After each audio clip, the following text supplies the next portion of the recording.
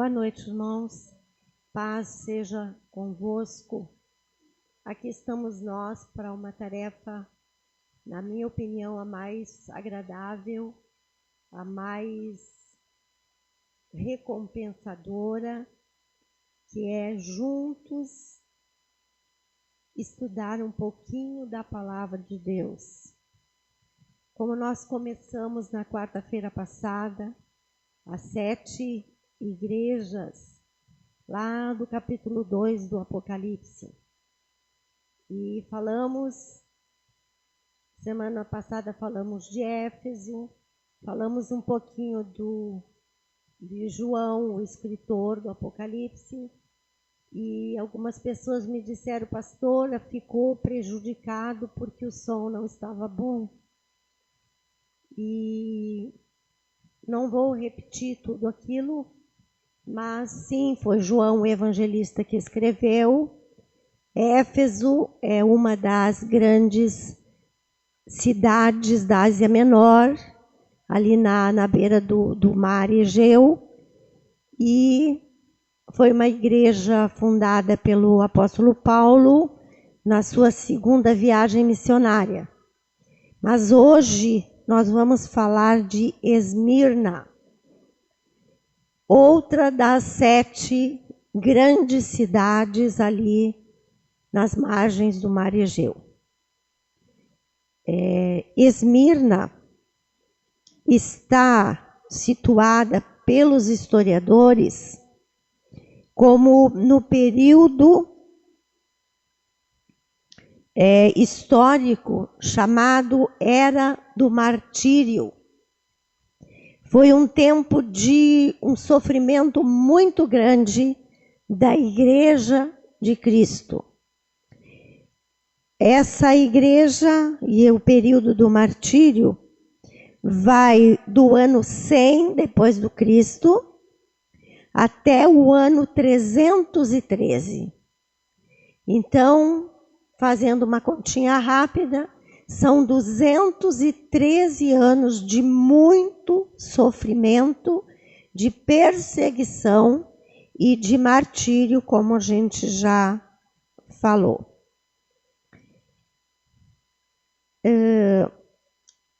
O primeiro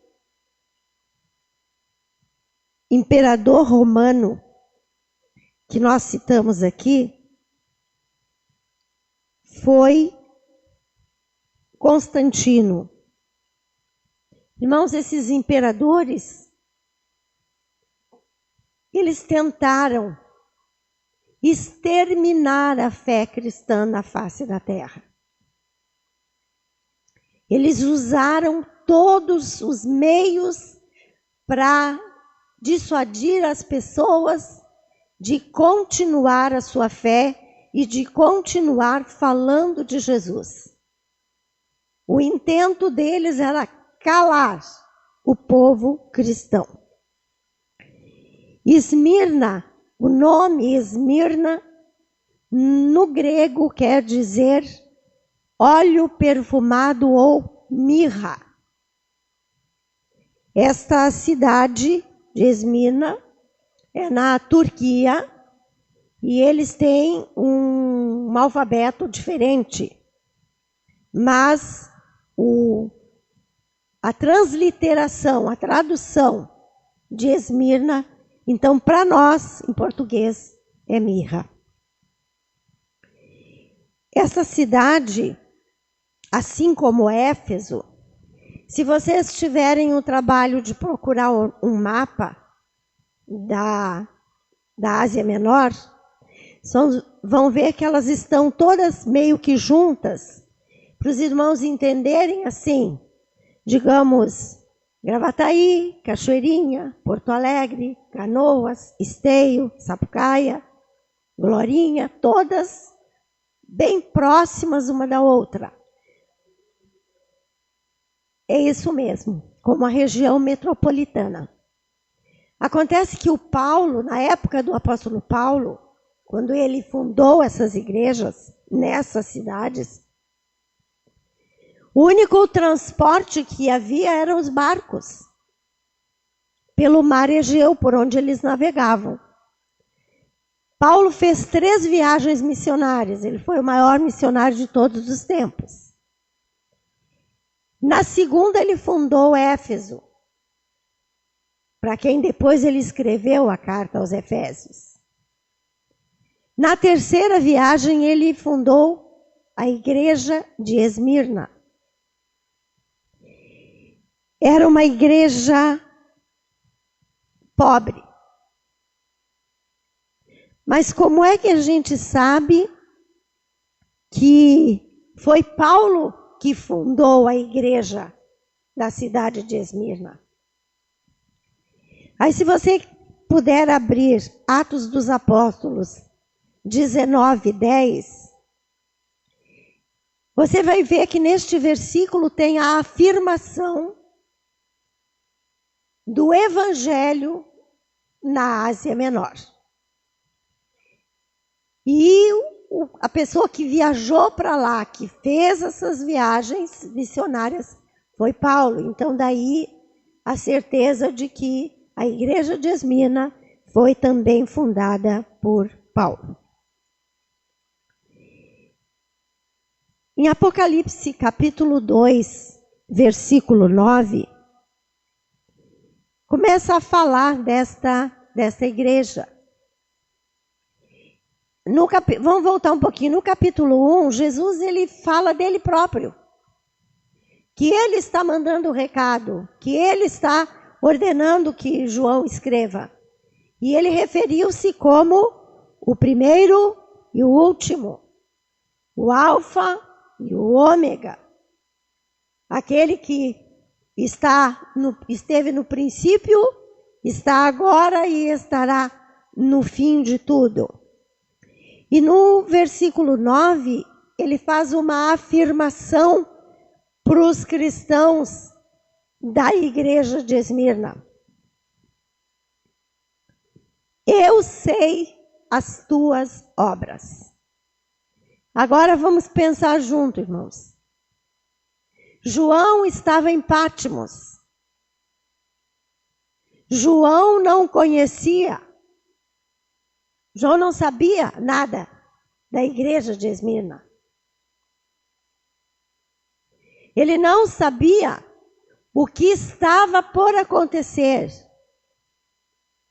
E aí o Senhor em espírito diz para ele, João escreve lá para a igreja de Esmirna, que eu, o primeiro e o último, estou mandando essa carta através de você. E que eu conheço as obras. Então o Senhor, irmãos, ele sempre está na direção de tudo e com todo conhecimento. Era uma coisa que João não podia escrever dele mesmo, só por revelação do Senhor. Então ele diz, eu conheço as tuas obras, e tribulação e pobreza. Apesar de Esmirna ser uma das grandes cidades da época, a igreja em Esmirna era muito pobre. Não tinha recurso nenhum. Os novos convertidos de Esmirna eram, digamos assim, uma parte pobre. A favela, o bairro mais humilde, é onde as pessoas humildes, as pessoas sem posses, eram os irmãos que congregavam nesta igreja. E o Senhor então está dizendo, conheço as tuas obras, sei da tribulação, mas o Senhor ao mesmo tempo diz, tu és rico, ou tu és rica, igreja de Esmirna. Então, o Senhor com certeza estava se referindo ao lado espiritual daquela igreja pobre economicamente. Porque ele diz, mas tu és rico. Aqui na minha Bíblia está entre parênteses escrito em vermelho, chamando a atenção.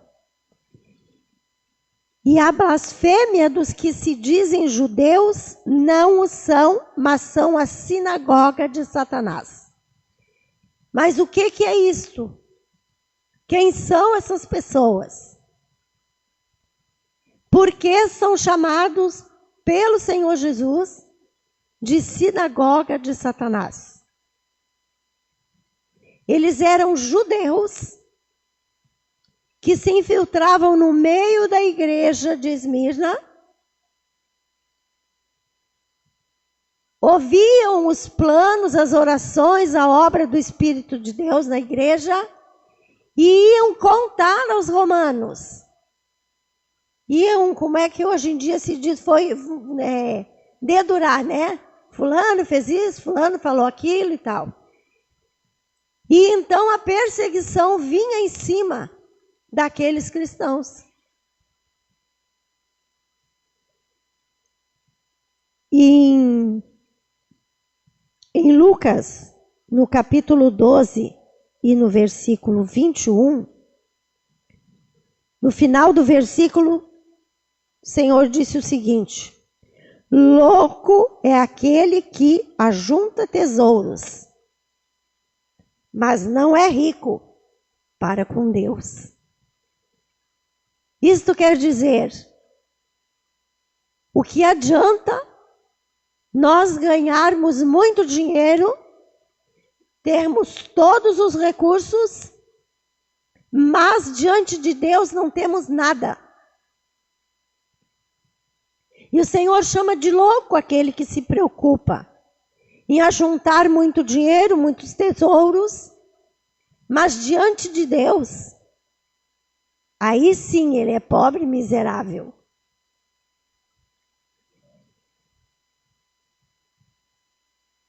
E o Senhor então faz elogios à igreja de Esmirna.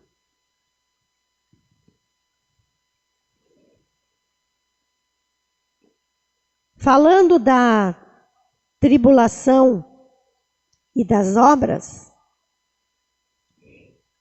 eu trouxe para vocês algo que quando eu li, me tocou muito.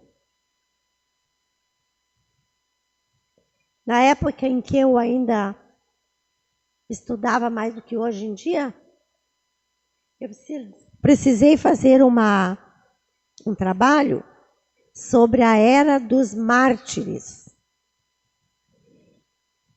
E esse livro pode ser adquirido por quem quiser, né, numa livraria evangélica, numa livraria, acho que nas outras livrarias também. Ele é uma coleção e ele vem acompanhando 2000 anos da igreja. E fala dos martírios, esse aqui. Então eu queria que os irmãos lessem e vissem como a nossa vida, hoje em dia, é maravilhosa como cristão. Pelo menos até hoje. A mais destacada de todos os mártires daquela época foi uma mulher chamada Blandina. Ela era uma pessoa frágil. Quem olhasse para ela não achava que ela pudesse resistir nenhum encontrão, quanto mais um martírio. E os irmãos em Cristo, daquela senhora, se preocupavam de quando chegassem os romanos para martirizar, para fazer sofrer. Mas ela era miúda e frágil só por fora. A fé era gigante. Naquele tempo, os irmãos sabem, até por filmes que se vê hoje em dia, que as arenas eram iluminadas por corpos de cristãos incendiados vivos, como tochas para iluminar a noite. Eram também lançados para as feras estraçalhar. Eram degolados. Mas para essa mulher, eles gastaram o repertório de maldades. E aqui diz: quando vários dos mártires foram levados ao circo, que é a arena, Blandina foi pendurado num madeiro no meio deles, e dali, pendurada numa cruz, ela encorajava os outros cristãos para que não negassem Jesus, apesar do sofrimento que estavam passando. Ela foi torturada em público de diversas maneiras. Açoitaram, fizeram ser mordida por feras, fizeram assentar-se num assento de ferro quente, encerraram em uma rede e fizeram com que touro bravio a chifrasse. E como ela não cedia e não negava sua fé, por último ordenaram que ela fosse degolada. Eu li vários testemunhos desses, mas esse me incomodou terrivelmente. E ao mesmo tempo dá uma sensação de coragem para mim, né? Uma sensação assim, um ânimo, uma coragem para enfrentar coisas que não chegam na sombra de nenhum desse sofrimento que essa mulher passou. E ela foi só um que eu quis trazer para vocês terem a ideia. Porque Jesus se preocupou em encorajar os crentes de Esmirna, porque ele mandou que João escrevesse essa carta. E ele tem para essa igreja elogios e promessas. Os piores perseguidores do povo cristão desse período de martírios, praticamente todos os imperadores romanos se sucediam e um fazia pior do que o outro. Então, depois desse Constantino, veio um tal de Marco Aurélio, um Cômodo, mas teve um que foi o pior de todos.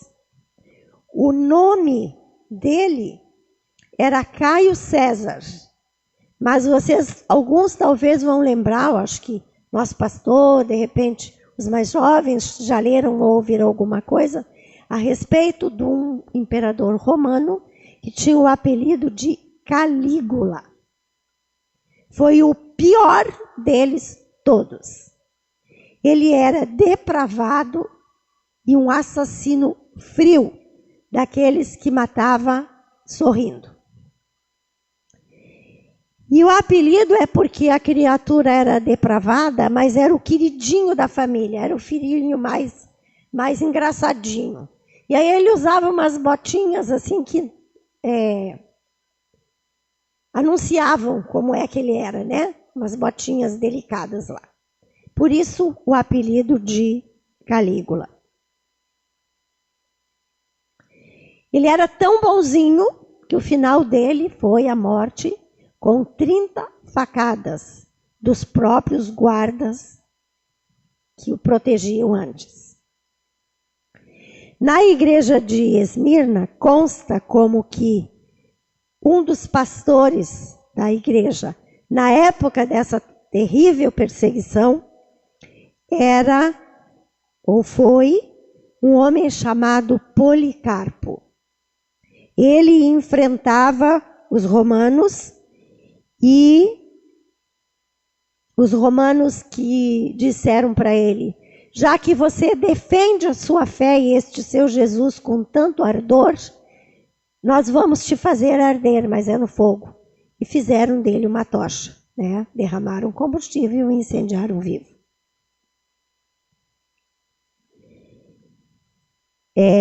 Já expliquei para os irmãos que sinagoga de Satanás eram judeus que traíam, se enfiavam lá no meio. Lembram da igreja de Éfeso que tinha os nicolaítas? Que iam lá para destruir através de ensinamento de imoralidade, de sexualidade depravada, esse tipo de coisa? Pois é. Então, em Éfeso eram os nicolaítas. Agora, em Esmirna, era os sinagogas de Satanás, quer dizer, casa do demônio. Porque nós somos templo do Espírito Santo. E aqueles eram casa do demônio. No Apocalipse, capítulo 2, versículo 10, João escreveu: nada temas das coisas que hás de padecer. Então, o Senhor estava dizendo, vocês vão sofrer muito mais. Ainda tem o que passar. Né? Eis que o diabo lançará alguns de vós na prisão, para que sejais tentados, e tereis uma tribulação de 10 dias. Então, já falei, né, das maldades, da perseguição, das condenações e do martírio. Aí poderia surgir a pergunta, mas pastora, e o que quer dizer esses 10 dias? Se foram 213 anos de sofrimento, que 10 dias são esses? Irmãos, o Novo Testamento, eu acho que já falei isso aqui na vez passada, ele foi escrito todo em grego. Um tipo de grego comum e popular. Né? Um tipo de grego misturado com uma linguagem romana, misturado com outras palavras, assim como no Brasil nós falamos um português que tem hebraico, que tem grego, que tem italiano, que tem inglês, tudo misturado. Né? Então, naquela época era assim.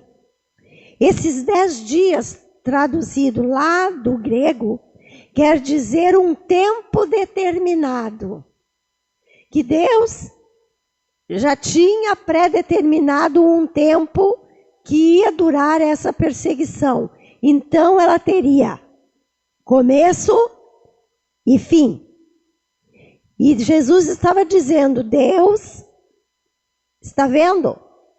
Ele sabe e só vai durar quanto Ele deixar. Nós sabemos que nada acontece debaixo deste céu, ou acima dele, que não seja a vontade de Deus ou a permissão de Deus. Então, esses 10 dias quer dizer isso, um tempo determinado. Um tempo para começar, um tempo para terminar. E depois a promessa, uma delas. Ser fiel até a morte, e dar-te-ei a coroa da vida.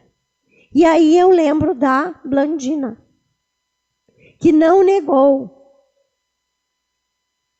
Só não sei como uma pessoa aguenta tudo isso, mas ela suportou. Então ela se inclui nesta promessa. Ser fiel até a morte, e dar-te-ei a coroa da vida. Então havia um prêmio. A coroa é um prêmio.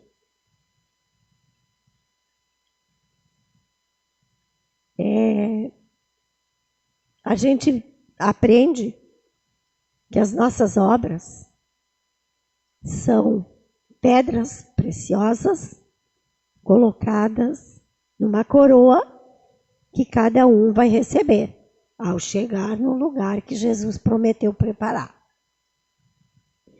E eu lembro que eu tive uma aluna de escola bíblica que quando ela ouviu que tinha uma coroa e que tinha que fazer a obra de Deus para ganhar as pedras, arregalou um olho muito azul que ela tinha e disse, pastora, se eu não fizer nada, eu chego lá e a minha coroa vai estar cheia de buracos?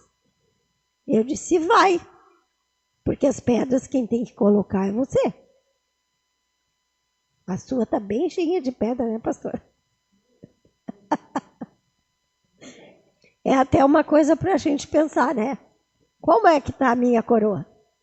Se o Senhor me chamar hoje, não posso mais colocar nenhuma pedrinha. Será que já botei pedras? Mas chega lá e ainda tem uns buracos na coroa. Umas falhas. A gente não sabe, né? Só o Senhor.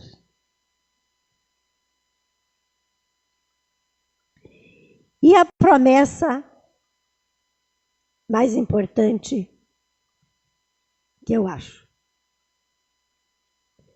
No versículo 11. Quem tem ouvidos, ouça o que o Espírito diz às igrejas. E veja bem, as igrejas. Não era só para Esmirna.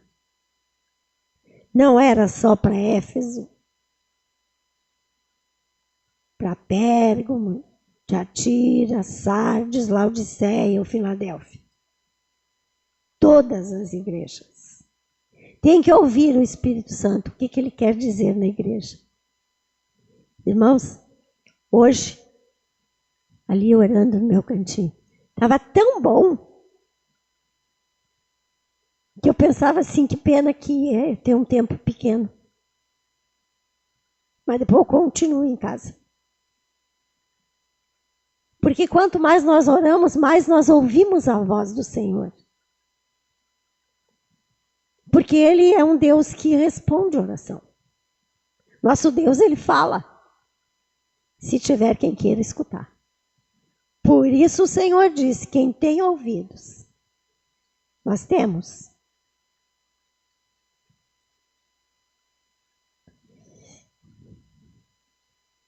Aí a promessa. Para as igrejas. O que vencer não receberá o dano da segunda morte.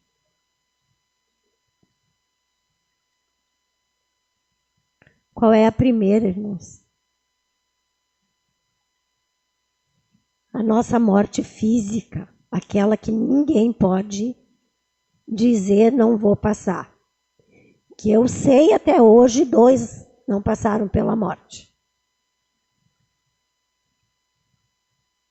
Um está lá no Gênesis.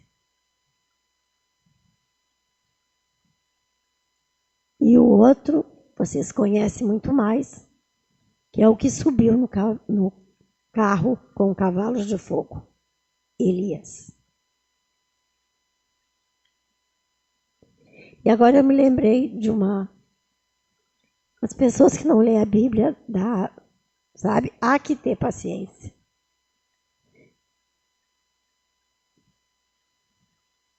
Pastora, Moisés também não morreu. Minha filha, o Moisés morreu. Não, pastor, não morreu. Morreu. Na minha Bíblia diz que o anjo enterrou Moisés. Se não morreu, o anjo o que fez? Enterrou vivo?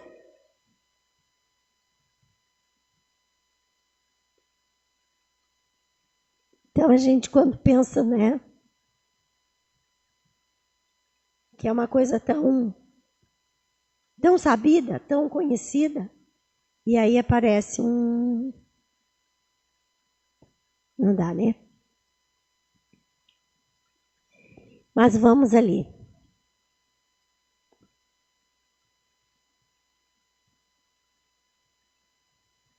Mateus, no capítulo 10, no versículo 28.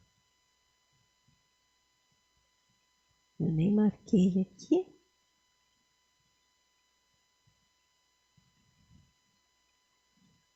O que diz lá? No Mateus 10, 28.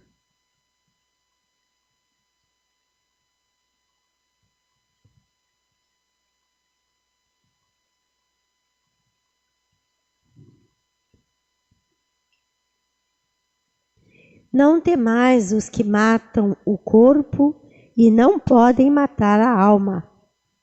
Temei antes aquele que pode fazer perecer no inferno a alma e o corpo.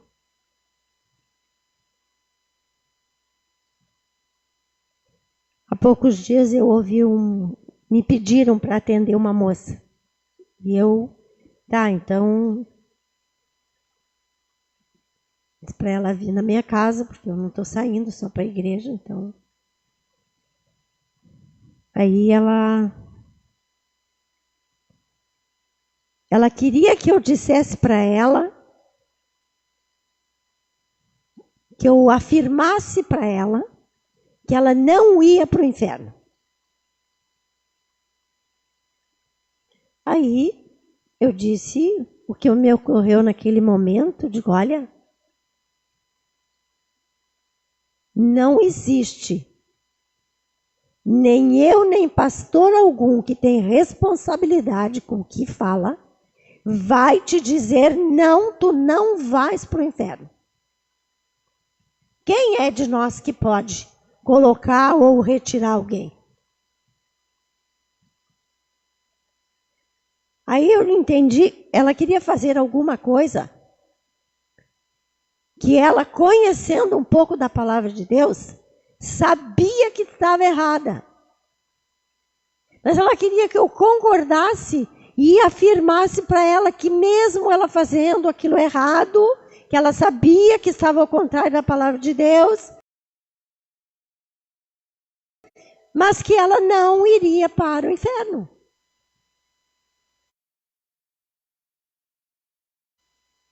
Eu disse para ela, ai minha filha, tu perdeu o teu tempo. Podia ter me perguntado isso no telefone, porque a resposta é a mesma.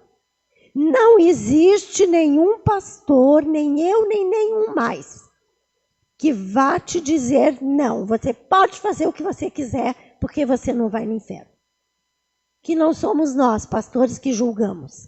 Nós ensinamos a palavra, nós procuramos orientar na leitura, procuramos ajudar no entendimento, procuramos a corrigir os rumos daqueles que vêm ao nosso encontro, mas afirmar isso nós não podemos. Apocalipse 20, 14.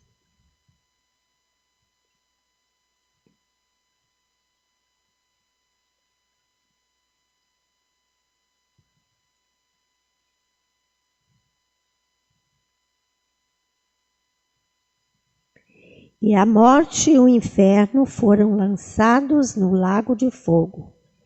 E esta é a segunda morte.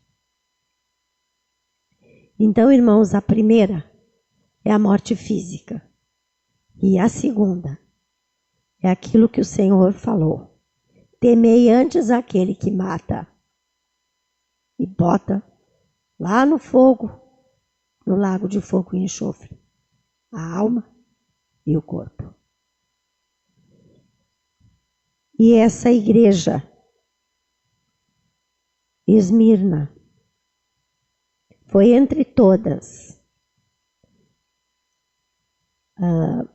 não apenas essa igreja, mas um exemplo da igreja da época, a época de maior perseguição, de martírio do povo cristão. E eu queria, não sei se os irmãos acompanham, mas eu sim, algumas votações das autoridades nossas legislativas, né? Congresso, que estão preparando para votar a criminalização de líderes evangélicos que se candidatem a algum cargo público. É a perseguição da igreja. O que eles querem? Calar os pastores. E não tem igreja sem pastor. Assim como não tem pastor se não tiver igreja, não tem igreja sem pastor. Então nós temos que orar. Orar pelo nosso país, valorizar a liberdade, a libertação que o Senhor Jesus pagou tão caro por nós. E lutar por essa liberdade e pela nossa fé e pela nossa igreja. E quando eu digo lutar, não é brigar, discutir, desaforar. chá de joelho com raiz de Jessé. Né? Orar e pedir o socorro de Deus para a nossa nação. Um país rico, bonito, provido de tudo que é necessário, que não depende de mais ninguém para sobreviver. Tem água, tem terra para a agricultura, tem praia, tem mata, tem floresta, tem ar, tem tudo que é necessário. É um continente. Mas tem um que vem para roubar, matar e destruir. E é isso que o capeta quer fazer com o nosso país e, claro, com a igreja cristã, que é um dos países de maior número de cristãos no mundo. Amém, irmãos? Obrigado pela sua atenção. Então, nós vamos ficar de pé, agradecer ao nosso Deus, pois até aqui Ele tem nos abençoado. Até aqui Ele tem nos sustentado. Pedir que aumente a nossa fé e a nossa coragem. Pedir que o Espírito de Deus nos dirija naquilo que é o propósito dEle. Que o Senhor mova a igreja, mova as nossas lideranças. E quando falo igreja, não estou falando em placa. Estou falando de povo cristão, de todas as denominações. Porque muitas vezes as placas atrapalham a obra de Deus. As divisões que os homens fazem atrapalham o serviço do Senhor. E nós não queremos que isso aconteça. Nosso Deus e nosso Pai, nós te louvamos, Senhor. E nós te agradecemos por todas as tuas misericórdias. Por este tempo em que nós podemos aqui estar comentando um pouquinho, Pai. Estudando da tua palavra. Nos informando e buscando, Senhor, o conhecimento. Igreja, toda timidez. E nós, Senhor, como corpo de Cristo, possamos te honrar. E através do nosso testemunho, teu nome ser glorificado. Em todos os lugares por onde nós andarmos. Em nome de Jesus, nós te agradecemos. E pedimos, Senhor, leva em paz e em segurança teus filhos para suas casas. Atende a nossa oração, alcança também os familiares, Pai. Em nome de Jesus. Boa noite, paz seja.